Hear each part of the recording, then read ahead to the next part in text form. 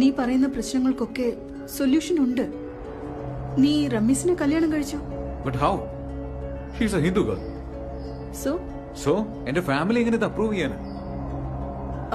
അപ്പോ നീ ഇസ്ലാം മതം സ്വീകരിച്ചു. രണ്ടുപേർക്കും ഒരു പ്രശ്നവും ഉണ്ടാവില്ല. ഒരു മുസ്ലിം പെൺകുട്ടിയെ കല്യാണം കഴിക്കുന്നതിൽ എന്റെ ഫാമിലിക്ക് യാതൊരു പ്രോബ്ലം ഇല്ല. അതിന് ശാലിനിയും ഒരു മുസ്ലിമായിട്ട് മാറണമല്ലോ.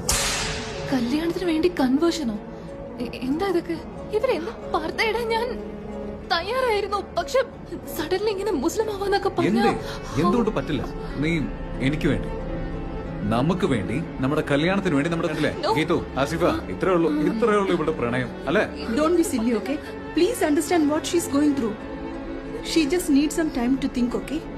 മതവും മാറണം, അവരുടെ വീട്ടിലും നിക്കണം. അപ്പൊ ഇവള് ആകെ അങ്ങ് തകർന്നു. എപ്പൊ അവള് പറഞ്ഞു ഇത് എന്താ രഹസ്യം നീ പറയണ എപ്പോഴും മാറ്റിയേടാ, ഞാൻ സമാധാനത്തിലല്ലേ ജീവിക്കാൻ തന്നെ. എന്റെ മോളെ പോലെ ഇനി ഒരു മോക്കും ഒരാപത്ത് വരരുത്. പക്ഷെ ഇതിങ്ങനെ നിരന്തരം. പക്ഷെ നമ്മള് വാർത്തകൾ കൊടുക്കണമെന്ന് പറഞ്ഞിട്ട് എല്ലാ മക്കളും മരിച്ചു അല്ലേ? എല്ലാവരുടെ മക്കളും മരിച്ചു അല്ലേ? എന്ത് നീതി കിട്ടണേ? എന്ത് നിങ്ങൾ പറയണേ? എന്ത് കിട്ടട്ട്? ഇപ്പൊ അവനോട് സ്റ്റേഷനിൽ വന്നിരിക്കണ്ട, സുഖമായിരിക്കുന്ന മോൾ എത്ര വിഷമിച്ചിട്ടായിരിക്കും ഒരു പാലില് എന്ത് വേദന നിന്നിട്ടായിരിക്കും മരിക്കാൻ തീരുമാനമെടുത്ത്. ആലോചിച്ച് നോക്ക്. ആരെങ്കിലും മരിക്കാൻ നോക്കോ? ബുദ്ധിമുട്ട് അത്രയ്ക്കില്ലേ?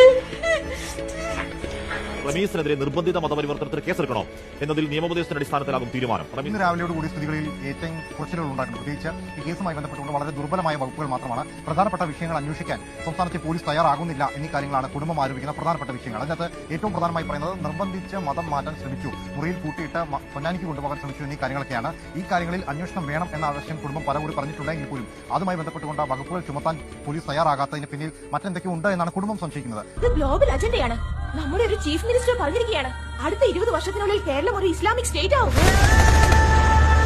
ഒരു 20 കൊല്ലം കഴിയുമ്പോൾ ഇന്ത്യ, കേരളം ഒരു മുസ്ലിം രാജ്യമാകും, ഭൂരിപക്ഷമാകും. അത് ചെറുപ്പക്കാരായിട്ടുള്ള ആളുകളെല്ലാം തന്നെ സ്വാധീനിച്ചിട്ട് പണം കൊടുത്തിട്ട് അവരെ മുസ്ലിമാക്കുക, മുസ്ലിം യുവതികളെ കല്യാണം കഴിക്കുക, അങ്ങനെ മുസ്ലിം ജനിക്കുക.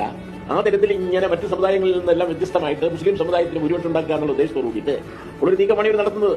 മൂവാറ്റുപുഴയ്ക്കടുത്തുള്ള സോന എബ്രഹാം എന്ന പെൺകുട്ടിയാണ്, 23-കാരിയാണ്, കഴിഞ്ഞ ദിവസം വീട്ടിലെ തൂങ്ങി മരിച്ച നിലയിൽ കണ്ടെത്തിയത്. ഈ സോനയും ഈ റമീസ് എന്ന് പറഞ്ഞ ആളും തമ്മിൽ അടുപ്പത്തിലായിരുന്നു. ഇത് വീട്ടുകാർക്ക് അറിയാവുന്ന കാര്യമായിരുന്നു. എന്നാൽ ഇവർ വിവാഹത്തിന് മുൻപ് ഈ സോനയെ ആ വീട്ടിൽ കൊണ്ടുപോയെന്നും ആ റമീസിന്റെ പറവൂരുള്ള വീട്ടിൽ കൊണ്ടുപോയി വീട്ടിൽ നിന്ന് ഉപദ്രവിച്ചുവെന്നും വീട്ടിൽ റമീസിന്റെ ഉപ്പയും ചേർന്ന് മതം മാറാൻ നിർബന്ധിച്ചുവെന്നുമാണ്, വിവാഹത്തിന് മതം മാറണം അല്ലാതെ വിവാഹം കഴിക്കില്ല എന്ന രീതിയിൽ നിർബന്ധിച്ചുവെന്നുമാണ് ആത്മഹത്യാ കുറിപ്പിൽ പറയുന്നത്.